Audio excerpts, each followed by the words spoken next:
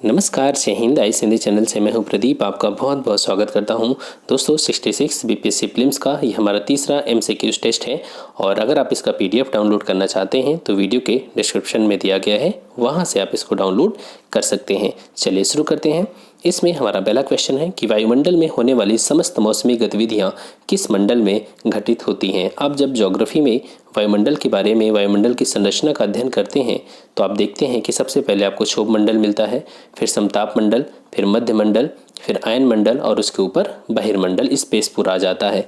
तो अब आप यहाँ देखेंगे तो जो क्षोभ मंडल की ऊंचाई होती है वो, अगर हम इसको 0 डिग्री माने, यहाँ पर 0 डिग्री और इसको 90 डिग्री, तो 0 डिग्री पे क्षोभ मंडल की ऊंचाई होती है 18 किलोमीटर और 90 डिग्री पे क्षोभ मंडल की ऊंचाई 8 किलोमीटर। यहाँ से अगर इसको समझ में नहीं आ रहा तो मैं इसको ऐसे मैप बना देता हूँ, यहाँ समझिएगा। देखिए एक सेकेंड, यहाँ पर जो पृथ्वी का कुछ आकार इस टाइप से, ये 90 डिग्री हो गया। 90 डिग्री पे ये वायुमंडल हो गया, ठीक है। वायुमंडल कुछ इसी प्रकार का। तो वायुमंडल अब अगर ऊपर जाएंगे, ऊपर जाने का मतलब क्या है कि हम पृथ्वी को छोड़ करके ऊपर की ओर जा रहे हैं, वायुमंडल में जा रहे हैं, तो जो क्षोभ मंडल मिलेगा वो ध्रुवों पर उसकी ऊंचाई है 8 किलोमीटर और जबकि जब हम विषुवत रेखा की ओर देखते हैं तो उसकी ऊंचाई मिलती है कितनी, 18 किलोमीटर, ठीक है। आखिर क्षोभ मंडल का आकार इस प्रकार का क्यों है कि यहाँ पर क्षोभ मंडल की ऊंचाई 8 किलोमीटर और यहाँ पर 18 किलोमीटर। इसके पीछे का रीज़न क्या है, यहाँ पर आप ध्यान से देखें। ये है 0 डिग्री, जहाँ पर वर्ष भर सूर्य का प्रकाश मिलता रहता है, मतलब कि यहाँ पर टेम्परेचर क्या होता है, अधिक होता है। टेम्परेचर अधिक होने के कारण यहाँ पर सम्मोहन धाराएं चलती हैं। सम्मोहन धाराएं ऊर्ध्वाधर जब चलेंगी तो यहाँ पर जो क्षोभ मंडल है, वायुमंडल है, वायु गर्म होकर के ऊपर की ओर, अर्थात उसका उत्थान होता है। तो जब यहाँ पर उत्थान होगा वायु का तो स्वाभाविक सी बात है कि जो क्षोभ मंडल है उसकी ऊंचाई यहाँ पर बढ़ जाएगी, क्योंकि यहाँ पर लो प्रेशर बन जाता है। अब यहाँ पर ध्यान से देखें, यहाँ 90 डिग्री की ओर पहुँचे तो यहाँ पर टेम्परेचर हमेशा क्या होता है, माइनस में, नेगेटिव में रहता है, ठीक है। मतलब कि टेम्परेचर कम, प्रेशर हाई प्रेशर, और हाई प्रेशर में क्या होता है, वायु नीचे की ओर बैठती है। जब वायु नीचे की ओर बैठती है तो आप बताइए कि यहाँ पर क्षोभ मंडल की ऊंचाई क्या होगी, ज़्यादा या कम। स्वाभाविक है यहाँ पर क्षोभ मंडल की ऊंचाई कम हो जाएगी। अब ध्यान से देखें, अब अगर क्षोभ मंडल की बात करें तो यहाँ पर ध्यान से देखने पर पता चलता है हमें कि यहीं पर टेम्परेचर का आदान प्रदान सबसे ज़्यादा होता है। तो सारी मौसमी घटनाएं कहाँ पर होती हैं, क्षोभ मंडल, ट्रोपोस्फेयर में। ये मंडल हमेशा विक्षुब्ध बना रहता है, ठीक है। कैसा बना रहता है, विक्षुब्ध। कभी कभी हम साधारण बोलचाल की भाषा में भी बोलते हैं कि हमारा मन आज बहुत विक्षुब्ध है, दुखी है। विक्षुब्ध का मतलब डिस्टर्ब, क्योंकि इसी में आंधी तूफान बारिश सब कुछ इसी में होता है। क्लियर। चलिए नेक्स्ट क्वेश्चन की ओर। भारत की जनसंख्या जनांकीय संक्रमण के किस अवस्था से गुजर रही है। आप जानते हैं कि सामान्यतः जो जनांकीय संक्रमण का सिद्धांत है वो कहता है कि किसी भी जो देश की जनसंख्या होती है वो 3 स्टेज से होकर के गुजरती है।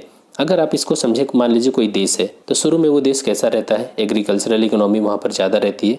फिर धीरे धीरे क्या होता है, वहाँ पर विकास होता है तो हम इंडस्ट्रियल इकोनॉमी की ओर आते हैं। फिर धीरे धीरे हम सर्विस सेक्टर की ओर बढ़ते हैं। हालांकि किसी भी इकोनॉमी में तीनों सेक्टर एक साथ काम करते हैं, लेकिन हर सेक्टर का समय के अनुसार उस इकोनॉमी में जो रोल होता है वो बढ़ता जाता है। जैसे कि आज हमारे देश में सर्विस सेक्टर का रोल ज़्यादा है, पहले कभी एग्रीकल्चर का हुआ करता था। क्लियर। अब ध्यान से देखिए, जब कोई समाज, प्रारंभिक समाज होता है, वहाँ पर विकास बहुत अधिक नहीं होता, तो वहाँ के लोग, पॉपुलेशन, वहाँ की जो जनसंख्या होती है वो बहुत तेज़ी से बढ़ती है। क्यों, ध्यान से देखिएगा।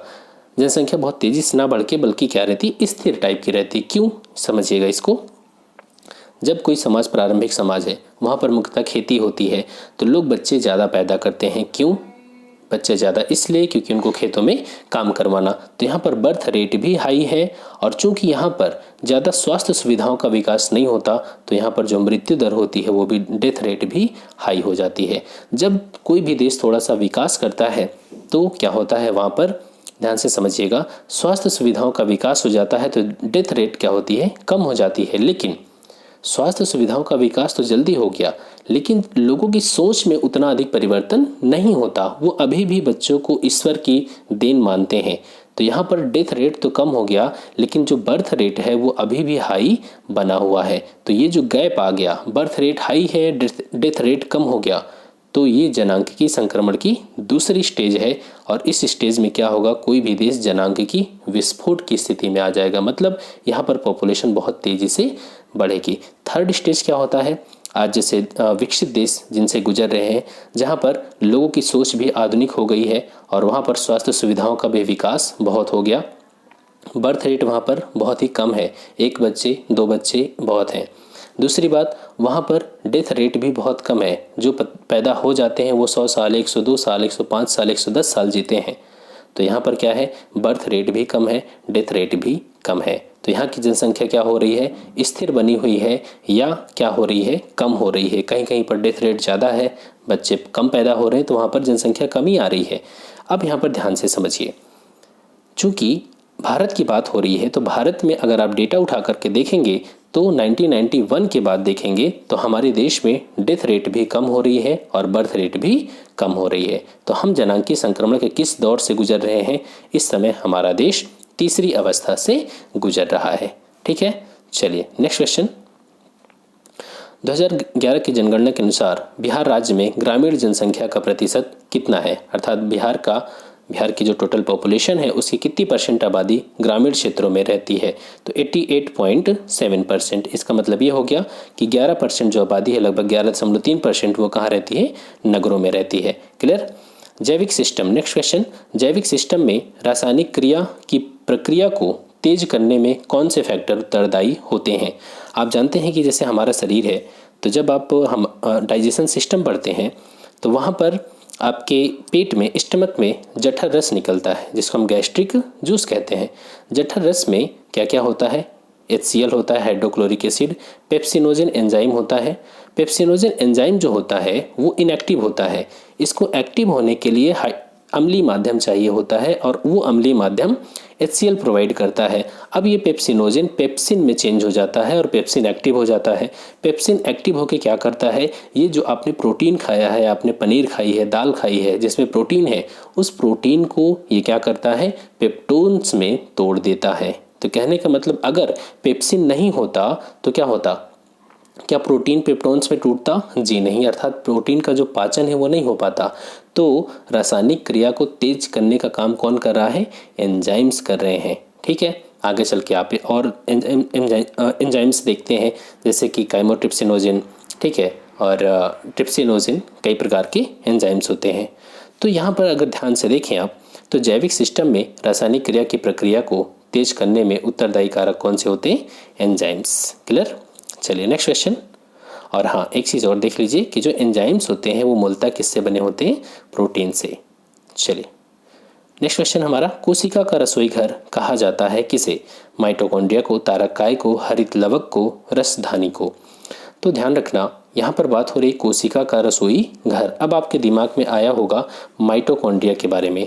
माइटोकॉन्ड्रिया के बारे में क्यों, क्योंकि हम पढ़ते आ रहे हैं कि जो माइटोकॉन्ड्रिया होता है वो, उसे हम किस नाम से जानते हैं, तो देखें, माइटोकॉन्ड्रिया को हम क्या कहते हैं, कोशिका का ऊर्जा गृह कहते हैं, powerhouse of the cell. ऐसा क्यों कहते हैं, क्योंकि देखिए जब भी आप कोई चीज़ खाते हैं, अगर आप श्वसन नहीं करेंगे तो वो एनर्जी में कन्वर्ट कभी नहीं हो पाएगी। तो जब एक ग्लूकोज अणु टूटता है तो 36 ATP अणु बनते हैं। ठीक है, ये एनर्जी होता है। ये 36 ATP में से जो 34 ATP होता है वो हमारे माइटोकॉन्ड्रिया में ही बनता है। ठीक है, इसीलिए हम माइटोकॉन्ड्रिया को क्या कहते हैं, कोशिका का ऊर्जा गृह, powerhouse of the cell. लेकिन क्वेश्चन क्या पूछा गया है आपसे, कोशिका का रसोई घर, पावर हाउस नहीं, कोशिका का रसोई घर। तो यहाँ पर जो आपका आंसर है वो है हरित लवक। हरित लवक। हरित लवक को जानने से पहले आप लवक को जानिए क्या होता है। देखिए, जो लवक होता है वो केवल और केवल पौधों की कोशिकाओं में पाया जाता है, जीव जंतुओं की कोशिकाओं में नहीं पाया जाता। पहली बात क्लियर। अब देखिए, जो लवक होते हैं वो 3 टाइप के होते हैं। कौन कौन से लवक, एक होता है अवर्ली, जिसको हम ल्यूकोप्लास्ट कहते हैं। ल्यूकोप्लास्ट का मतलब अवर्ली, जो जड़ और तने इनमें पाए जाते हैं, मतलब कि जो भूमिगत तने होते हैं जहाँ पर सूर्य का प्रकाश नहीं पहुँचता। ठीक है। दूसरी बात, दूसरा जो है वो वर्ली लवक है, जिसको हम क्लोरोप्लास्ट कहते हैं। ठीक है, क्लोरोप्लास्ट। ये इसमें कलर होता है, जैसे पीले नारंगी रंग के होते हैं। इसमें पुष्प, फल, भित्ति, बीज आदि में ये मिलते हैं। और जो थर्ड है उसे हम कहते हैं हरित लवक। हरित लवक का मतलब क्लोरोप्लास्ट। ये सॉरी, अभी जो मैंने बताया था वो क्रोमोप्लास्ट था और ये है क्लोरोप्लास्ट। ध्यान से देखिए, क्लोरोप्लास्ट जो होता है यही बहुत महत्वपूर्ण संरचना है कोशिका की, और क्लोरोप्लास्ट को ही हम कोशिका का रसोई घर कहते हैं। क्यों? क्योंकि क्लोरोप्लास्ट में ही क्या होता है, क्लोरोफिल पाया जाता है, और क्लोरोफिल ही भोजन के निर्माण में, प्रकाश संश्लेषण की क्रिया में मददगार होता है। क्लियर हो गया? तो हरित लवक में ही प्रकाश संश्लेषण की क्रिया होती है, क्योंकि इसी में क्या होता है, क्लोरोफिल होता है। क्लियर हो गया? तो कोशिका का रसोई घर कौन है? हरित लवक। नेक्स्ट क्वेश्चन, दूध से दही बनने की प्रक्रिया में कौन सा जीवाणु उत्तरदायी होता है? तो आप जानते हैं इसके लिए लैक्टोबैसिलस बैक्टीरिया जिम्मेदार होता है। ठीक है, चलिए, और यहाँ पर कुछ और भी चीज़ें एक्सप्लेनेशन में दी गई हैं कि जैसे कि जो नाइट्रोजन फिक्सेशन करने वाले जीवाणु होते हैं उनमें राइजोबियम जीवाणु का नाम प्रमुख है। ठीक है, चलिए, और यहाँ पर एक चीज़ और कि जो शर्करा घोल को सिरका में चेंज कर देते हैं उन्हें हम क्या कहते हैं? Azotobacter bacteria. ठीक है, एजिटोबैक्टर जीवाणु। नेक्स्ट क्वेश्चन, निम्न में से कौन सी एक सदिश राशि नहीं है? आप जानते हैं कि सदिश और अदिश राशियां दो प्रकार की राशियां हैं। सदिश का मतलब जिनमें दिशा और परिमाण दोनों होती है, और अदिश का मतलब जिनमें केवल दिशा होती है, परिमाण होता है, दिशा की जरूरत नहीं होती। तो अब ध्यान से देखिए, यहाँ पर विस्थापन डिस्प्लेसमेंट, इंग्लिश में क्या बोलते हैं? डिस्प्लेसमेंट। विस्थापन एक सदिश राशि है क्योंकि इसमें दिशा भी होती है और परिमाण भी होता है। 2 मीटर दाएं, 2 मीटर बाएं, ये हो गया विस्थापन। वेग, अब आप यहाँ पर चाल से इसको कंफ्यूज करेंगे। चाल का मतलब हो गया कि आप 80 किलोमीटर पर आवर की स्पीड से चल रहे हैं। यहाँ पर आपको डायरेक्शन बताने की ज़रूरत नहीं है। आपकी गाड़ी में जो मीटर लगा हुआ है उसमें वो चाल बताती है, वेग नहीं बताता। वो ध्यान रखना, उसमें लिखा होता है कितने किलोमीटर पर आवर की स्पीड से आप चल रहे हैं। जब आप वेग की बात करते हैं तो वहाँ पर आपको डायरेक्शन भी बताना पड़ता है कि मैं 80 किलोमीटर पर आवर की स्पीड से ईस्ट डायरेक्शन में जा रहा हूँ। ठीक है, तो यहाँ पर चाल में केवल परिमाण है, दिशा नहीं। वेग में दिशा भी है और परिमाण भी है। बल आघूर्ण क्या होता है? टाउ। ठीक है, बल आघूर्ण का मतलब बल, और बल की दिशा में मतलब जो भुजा है, बल गुणे भुजा। ठीक है, तो देखिए इसको एक बहुत ही शॉर्ट एग्जांपल से समझ सकते हैं। जब आप दरवाज़ा खोलते हैं कमरे का, तो यहाँ से आपका दरवाज़ा घूमता है। ठीक है, और यहाँ पर कब्जा लगा होता है जिसको आप पकड़ के हैंडल खोलते हैं। अगर इसी हैंडल को यहाँ पर लगा दिया जाए तो क्या आप दरवाजे को खोल पाएंगे? हो सकता है खोल दें, लेकिन उसके लिए ताकत बहुत अधिक, मतलब बल बहुत अधिक लगेगा। तो कम बल में अधिक कार्य हो जाए, इसी के लिए कब्जे को क्या किया गया? दूर लगाया गया।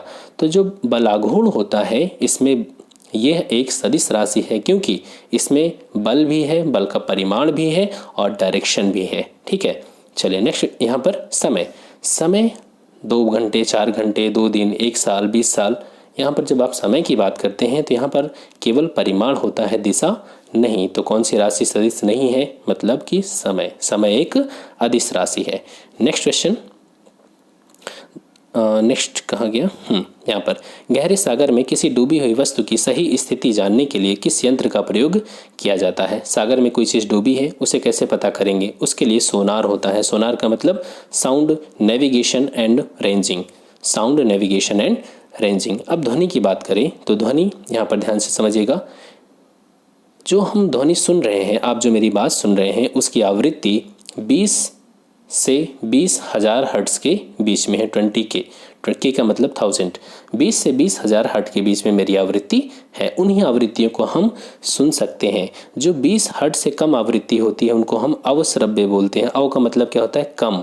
तो 20 हर्ट्ज से कम की आवृत्ति अवश्रव्य हो गई, और जो 20,000 हर्ट्ज से अधिक वाली आवृत्ति है उनको हम पराश्रव्य बोलते हैं। परा, ठीक है, पराश्रव्य तरंगे। अब यहाँ पर ध्यान से देखिए, तो जो हम सोनार होता है उसमें हम किस चीज़ का प्रयोग करते हैं? पराश्रव्य तरंगों का प्रयोग करते हैं, मतलब जिनकी आवृत्ति 20K 20,000 हर्ट्ज से अधिक है। इसमें क्या होता है, कोई चीज़ सागर में डूबी है तो हम जो ऊपर जहाज है उसके माध्यम से हम ध्वनि तरंग भेजते हैं, और ध्वनि तरंग टकरा करके वापस रिसीवर को पहुंचती है और रिसीवर उस ध्वनि तरंग के माध्यम से जिस चीज़ से वो टकराई है उसका एक डिज़ाइन तैयार कर देता है। तो उससे पता चल जाती है कि नीचे सबमरीन है या मछली है कोई, ठीक है, इससे पता चल जाता है। नेक्स्ट क्वेश्चन, क्लोरोफिल में कौन सा धातु आयन विद्यमान होता है? तो आप जानते हैं क्लोरोफिल में मैग्नीशियम होता है और इसी की वजह से प्रकाश संश्लेषण की क्रिया संभव हो पाती है, ग्लूकोज का निर्माण होता है। प्रक्षालन मशीन मतलब वॉशिंग मशीन किस सिद्धांत पे काम करती है? तो आप जानते हैं जो प्रक्षालन वॉशिंग मशीन होती है वो अब केंद्रीकरण की प्रक्रिया के तहत काम करती है, क्योंकि उसमें तेजी से कपड़े को घुमाया जाता है। जब तेजी से घूमता है तो जो बल होता है वो बाहर की ओर लगने लगता है और जो कपड़े में धूल कण है, मिट्टी के कण हैं, वो क्या होते हैं? बाहर की ओर, मतलब कपड़े से बाहर निकल जाते हैं। क्लियर? चलिए नेक्स्ट क्वेश्चन, निम्न द्रवों में से कौन सा ऊष्मा का सर्वाधिक उत्तम चालक है? यहाँ पर देखिए, ऊष्मा का सर्वाधिक उत्तम चालक, तो आप जानते हैं यहाँ पर जल, बेंजीन, यहाँ पर पारा। पारा आपको पता है यह एक धातु की बनी होती है, मतलब, और धातुएं अधिकांशतः माना जाता है कि ठोस होती है, लेकिन पारा एक ऐसी धातु है जो साधारण ताप पर द्रव अवस्था में बनी होती है। ठीक है, तो आपका आंसर यहाँ पर पारा। कोई वेबसाइट एक्सेस करने पर सबसे पहले जो पेज दिखाई पड़ता है उसे क्या कहते हैं? आप बीपीएससी की साइट ओपन करिए। बीपीएससी की साइट ओपन करेंगे तो एक कॉर्नर पे होम लिखा होता है और जो पेज आपके सामने खुला है वो होम पेज ही है। ठीक है, तो जब भी कोई आप वेबसाइट ओपन करते हैं तो सबसे पहला जो पेज होता है उसे हम होम पेज कहते हैं। नेक्स्ट क्वेश्चन, निम्न में से किस महाजनपद की राजधानी उज्जैन थी? वत्स की राजधानी कौशाम्बी थी। इलाहाबाद के बगल में एक कौशाम्बी जिला है, प्रयागराज के बगल में। मगध की राजधानी तो आप जानते हैं गिरिब्रज, पाटलिपुत्र। कौशल की राजधानी श्रावस्ती और अवंती की राजधानी कहाँ पर? यहाँ पर जो उज्जैन है उसकी राजधानी अवंती हुआ करती थी। ठीक है, चलिए, उज्जैन थी मतलब अवंती। यहाँ पर आप देख सकते हैं बाकी सारी चीज़ें दी गई हैं। मगध की राजधानी गिरिब्रज, वत्स की राजधानी कौशाम्बी और कौशल की राजधानी श्रावस्ती हुआ करती थी। और यहाँ पर अवंती के दो भाग थे, उत्तरी अवंती और दक्षिणी अवंती। उत्तरी अवंती की राजधानी उज्जैन और दक्षिणी अवंती की राजधानी महिष्मती थी। क्लियर हो गया? नेक्स्ट क्वेश्चन, अशोक के किस स्तंभ लेख को रानी का अभिलेख कहते हैं? तो यहाँ पर जो कौशाम्बी स्तंभ लेख है, ठीक है, इसे हम क्या कहते हैं? रानी का अभिलेख कहा जाता है। बाद में अकबर ने इस स्तंभ लेख को इलाहाबाद के किले में उठा करके उसको मंगवा लिया था और जो इलाहाबाद का किला है आप जानते होंगे कि संगम के तट के किनारे ही बसा हुआ है। चलिए नेक्स्ट क्वेश्चन, निम्न में से किस शासक ने अपनी राजधानी राजगृह से पाटलिपुत्र स्थापित किया? तो आप जानते हैं ये इसका आंसर क्या होगा? उदयन। ठीक है, उदयन ने कुसुमपुर नामक नगर की स्थापना किया था, मतलब पटना, पाटलिपुत्र या कुसुमपुर। ठीक है, चलिए नेक्स्ट क्वेश्चन, एलोरा का प्रसिद्ध कैलाश मंदिर किसने बनवाया? तो एलोरा का जो प्रसिद्ध कैलाश मंदिर है उसे कृष्ण प्रथम ने बनवाया था।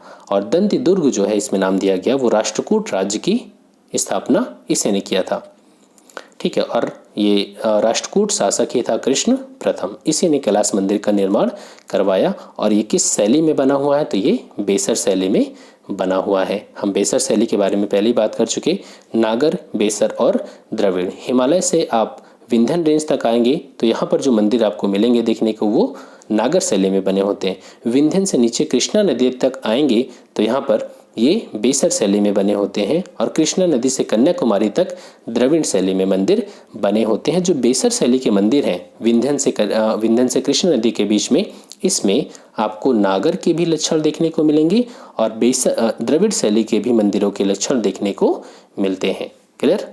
नेक्स्ट क्वेश्चन, होली त्योहार के सार्वजनिक उत्सव में भाग लेने वाला दिल्ली का पहला सुल्तान कौन था? तो वो था मोहम्मद बिन तुगलक। इसे बुद्धिमान मूर्ख शासक भी कहते हैं। बुद्धिमान तो बहुत था, सबसे पढ़ा लिखा था, लेकिन जब उसने कोई भी निर्णय लिया, उसका निर्णय भले ही अच्छा था, लेकिन क्या हुआ, परिस्थितियों ने उसका साथ नहीं दिया। कई बार हमारे भी जीवन में होता है, सब कुछ हम अच्छा सोच रहे होते हैं, इस बार एग्ज़ाम अच्छे से देंगे, लेकिन बीच में कोरोना आ जाता है, लॉकडाउन हो जाता है, पूरी पढ़ाई, कुछ लोग पढ़ाई उस समय कर भी रहे होते हैं, कुछ लोग घर वापस चले गए तो उनकी पढ़ाई डिस्टर्ब।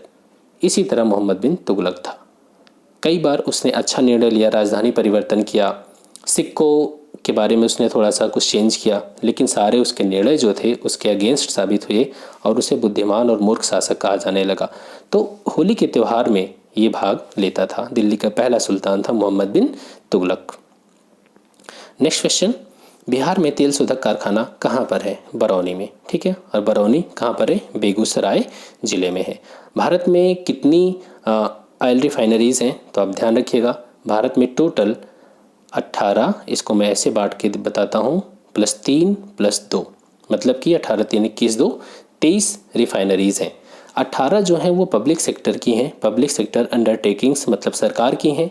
जो 3 हैं वो प्राइवेट सेक्टर की है, 2 रिलायंस की और 1 एस्सार की है, और एक इसमें जो 2 हैं मतलब कि 18 3 21 और 2 रिफाइनरीज जो हैं वो इसमें प्राइवेट और पब्लिक दोनों कंपनियां मिल करके काम कर रही हैं, मतलब सरकार भी है और निजी क्षेत्र।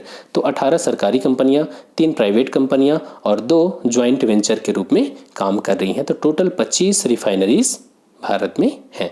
ठीक है, नेक्स्ट क्वेश्चन, बिहार राज्य में सर्वाधिक लिंगानुपात कहाँ पर है? तो आप जानते हैं गोपालगंज में सर्वाधिक लिंगानुपात है। कितना है? 1021, मतलब कि 1000 पुरुषों पर 1021 महिलाएं हैं, और जबकि सबसे कम लिंगानुपात कहाँ पर है? मुंगेर में। नेक्स्ट क्वेश्चन, बिहार बजट में कुल राशि आवंटित की गई। बिहार का बजट कितने करोड़ का है इस बार का? तो देखेंगे तो ये 2,11,761 करोड़ रुपए का बजट है। नेक्स्ट क्वेश्चन, बिहार के बजट में सबसे ज़्यादा राशि किस पर खर्च की जाएगी? मतलब वेटेज सबसे ज़्यादा किसका है? शिक्षा का, सामाजिक क्षेत्र, मनोरंजन, उद्योग। तो ये वेटेज दिया गया सबसे ज़्यादा एजुकेशन में। बहुत अच्छी बात है, एजुकेशन में लगभग 16% पैसा खर्च किया जाएगा। मतलब कि अगर सरकार के पास 100 रुपये आते हैं तो उसका 16 रुपये किस पर खर्च किया जाएगा? एजुकेशन पे। बस करप्शन से बच जाए पैसा और फिर एजुकेशन में काम आ जाएगा। नेक्स्ट क्वेश्चन, केंद्रीय मंत्रिमंडल ने उत्तर प्रदेश के किस शहर में हवाई अड्डे को अंतर्राष्ट्रीय हवाई अड्डे के रूप में घोषित किए जाने को स्वीकृति दे दिया है? तो कुशीनगर में एक हवाई अड्डा था जिसको अब अंतर्राष्ट्रीय हवाई अड्डा कहा जाएगा। ठीक है, अब ये अंतर्राष्ट्रीय हवाई अड्डे के रूप में जाना जाएगा, अभी तक ये क्षेत्रीय हवाई अड्डा था। नेक्स्ट क्वेश्चन, पाकिस्तान की राजधानी इस्लामाबाद में एक पहला हिंदू मंदिर बनाने की आधारशिला रखी गई। वो हिंदू मंदिर किसका है? राम जी का, गणेश, विष्णु मंदिर, या वो है श्री कृष्ण जी का मंदिर है। ठीक है, नेक्स्ट क्वेश्चन, रणजी क्रिकेट में सबसे ज़्यादा विकेट लेने वाले किस स्पिनर का हाल ही में निधन हो गया? वो कौन है? वो है राजेंद्र गोयल। ठीक है, राजेंद्र गोयल। अब यहाँ पर तो कोई चीज़ ऐसी है नहीं। नेक्स्ट क्वेश्चन, एडीबी ने हाल ही में चालू वित्त वर्ष में भारत की इकोनॉमी कितने प्रतिशत संकुचित होने का अनुमान लगाया? एशियन डेवलपमेंट बैंक, उसने अनुमान लगाया कि इंडियन इकोनॉमी 4% तक श्रिंक कर जाएगी। लेकिन यहाँ पर इस क्वेश्चन को भूल जाइए, आप जानिए एडीबी के बारे में, बहुत ज़रूरी है। एडीबी की स्थापना कब हुई थी? तो एडीबी की जो स्थापना हुई वो 1966 में हुई थी, 19 दिसंबर को। एडीबी का मुख्यालय कहाँ पर है? मनीला में, फिलीपींस की राजधानी मनीला में। एडीबी के कितने मेंबर्स हैं? तो आप याद रखना, एडीबी के जो मेंबर्स हैं वो 68 मेंबर्स हैं, और इसमें जो 49 मेंबर हैं वो एशिया में ही हैं, विद इन एशिया। यूपीएससी ने पूछा था कि एडीबी में केवल एशिया के ही देश हैं। जी नहीं, केवल एशिया के नहीं, इसमें अमेरिका भी शामिल है। तो केवल 49 देश ही अमेरिका के हैं, सॉरी एशिया के हैं, बाकी बाहर के भी अन्य महाद्वीपों के भी राष्ट्र शामिल हैं। अब अगर बात करें इसका उद्देश्य क्या है, तो इसका उद्देश्य है कि एशिया में सोशल और इकोनॉमिक डेवलपमेंट करना। और एक बात और कि एडीबी में शेयर कितना है भारत का? तो एडीबी में जो इंडिया का शेयर है वो है 6.3%, और सबसे ज़्यादा जापान का और यूएसए का, दोनों का एक बराबर है, जापान और यूएसए का। तो दोस्तों ये रहा 25 क्वेश्चन। आई होप कि आपको अच्छा लगा होगा, और प्लीज़ आप वीडियो को लाइक करना और कमेंट सेक्शन में ज़रूर बताना वीडियो कैसा लगा। Thanks for watching, keep smiling.